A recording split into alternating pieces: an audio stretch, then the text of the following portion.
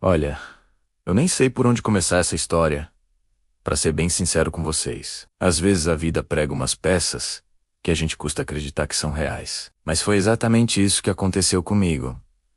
E eu sinto que preciso compartilhar, talvez pra processar tudo, sabe? Eu sempre fui daqueles que acreditam que fazer o bem, por mais que não seja recompensado na hora, sempre volta pra gente, de alguma forma. E foi com esse pensamento que eu me envolvi com a situação da filha do meu chefe.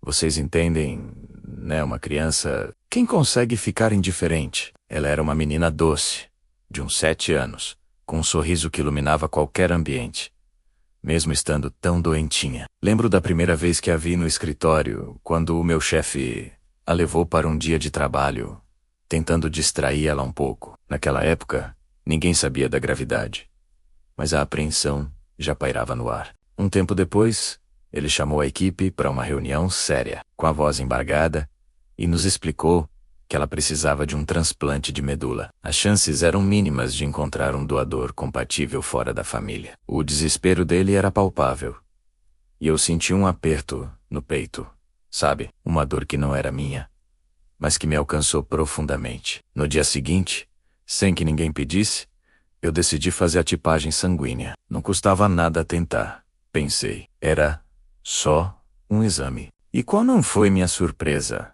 e a do mundo todo, quando recebi a ligação do hospital dias depois? Eu era compatível.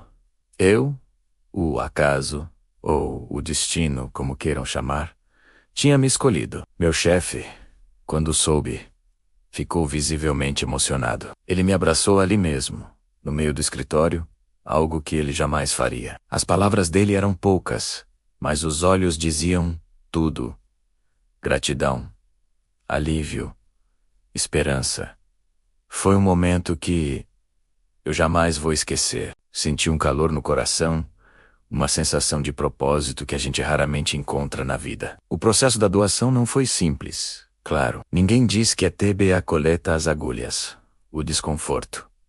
Um cansaço que me acompanhou por dias, mas eu não me importava. Cada dorcina, cada momento de fraqueza, era superado pela imagem daquela menina recuperada, correndo e brincando. Era por ela, pela vida dela. E sim, meu chefe me deu uns dias de folga, me acompanhou em algumas consultas, parecia realmente preocupado e grato. Eu achava que tínhamos construído uma conexão. Sabe, que de alguma forma, aquele gesto solidário mudaria não só a vida da filha dele, mas também a nossa relação profissional. Que engano. 2 semanas depois da doação, eu ainda estava me recuperando totalmente. Voltei ao trabalho, um pouco mais devagar, mas com a sensação de dever cumprido. E foi então que a bomba explodiu. Meu chefe me chamou na sala dele. A porta se fechou. Ele estava sentado atrás da mesa, com uma expressão fria, distante. Não era o mesmo homem que havia me abraçado. Ele começou a falar sobre reestruturação da empresa, sobre cortes de gastos, sobre a necessidade de otimizar a equipe. Eu ouvia, mas as palavras pareciam não fazer sentido. Meu estômago se revirava. Será que ele não se lembrava do que eu tinha feito? Será que ele não via a ironia, a crueldade daquela situação? A cada frase, o nó na minha garganta apertava mais. Ele finalizou dizendo que, infelizmente, minha posição estava sendo eliminada. Fui demitido. Assim, 2 dias depois de ter voltado ao trabalho, 2 semanas depois de ter doado uma parte de mim para salvar a filha dele. Eu não conseguia acreditar. Fiquei em choque, paralisado. A decepção, a incredulidade, a raiva, tudo se misturou dentro de mim. Olhei para ele buscando um traço de humanidade, de arrependimento, mas não havia nada. Apenas a frieza de um empresário focado em números. Tentei argumentar. Tentei lembrar a ele do que eu tinha feito, não como uma moeda de troca, mas como um gesto que deveria significar algo. Mas ele simplesmente desviou o olhar, como se eu fosse um estranho. São decisões de negócios, ele repetiu. Mecânico, saí da sala dele com um vazio imenso no peito. Não era só o emprego.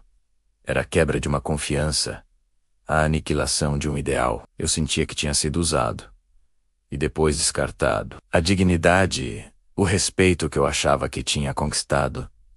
Tudo escorreu por entre os meus dedos naquele instante. Juntei minhas coisas em silêncio, sob os olhares curiosos dos colegas. Alguns vieram me dar um abraço, chateados, mas sem entender o porquê.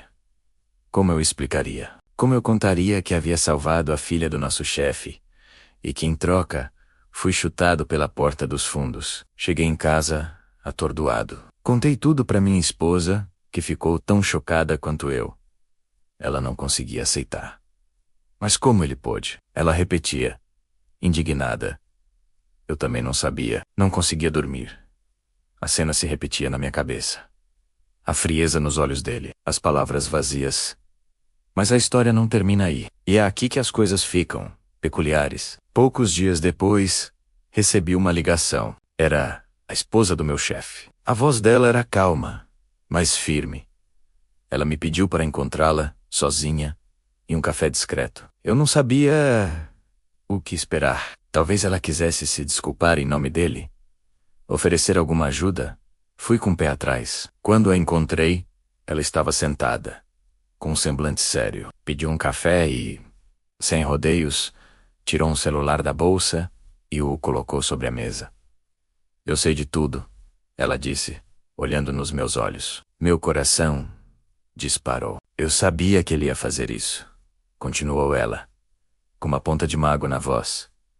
Eu o conheço bem. Ele não tolera dívidas, nem mesmo as de gratidão. Ele viu a sua bondade como uma fraqueza, como algo que o prendia.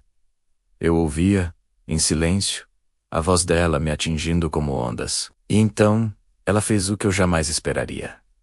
Ela apertou um botão no celular e me mostrou um vídeo. Eram imagens da sala do meu chefe. O áudio estava claro. Era a conversa da minha demissão. Cada palavra, cada frase fria, cada desculpa esfarrapada. Tudo gravado. O MEB na tela, a expressão de choque, a tentativa inútil de argumentar. E no final do vídeo, uma frase do meu chefe que me fez gelar até a alma. Ele fez o que fez porque quis. Não me deve nada, não lhe devo nada. Agora, tenho que cuidar dos meus interesses. Minha boca se abriu em um perfeito. Eu não sabia o que dizer. Era como reviver o pesadelo, mas agora com uma prova irrefutável da crueldade dele. A esposa dele me explicou que ela já desconfiava da índole do marido, e que por precaução tinha instalado um pequeno gravador no escritório. Ela sabia que ele seria capaz de algo assim, especialmente depois que a filha dele se recuperou e a ameaça passou. Ela não conseguia conviver com a injustiça, e por isso estava me entregando aquilo. O que eu fiz com o vídeo. Essa é a parte que eu não posso detalhar demais agora, mas posso dizer que as coisas tomaram um rumo que ele jamais imaginou. A verdade, meus amigos, sempre encontra um jeito de vir à tona. E por mais que a gente se sinta pequeno diante da injustiça, sempre existe uma luz, uma mão estendida, alguém que se importa. Essa experiência me ensinou que o verdadeiro valor de uma pessoa não está no cargo que ela ocupa ou no dinheiro que ela tem, mas na sua humanidade. E que às vezes a vingança vem embrulhada em justiça, entregue por quem menos esperamos. Então, fica a lição, né? Continuem fazendo o bem, mesmo quando o mundo parece querer te derrubar, porque uma hora o universo conspira a seu favor. Se você gostou dessa história, que é mais real do que a gente pensa, não esqueça de deixar o seu like, compartilhar com seus amigos e, o mais importante, se inscrever no canal para não perder as próximas histórias que eu tenho para contar. A gente se vê por aí.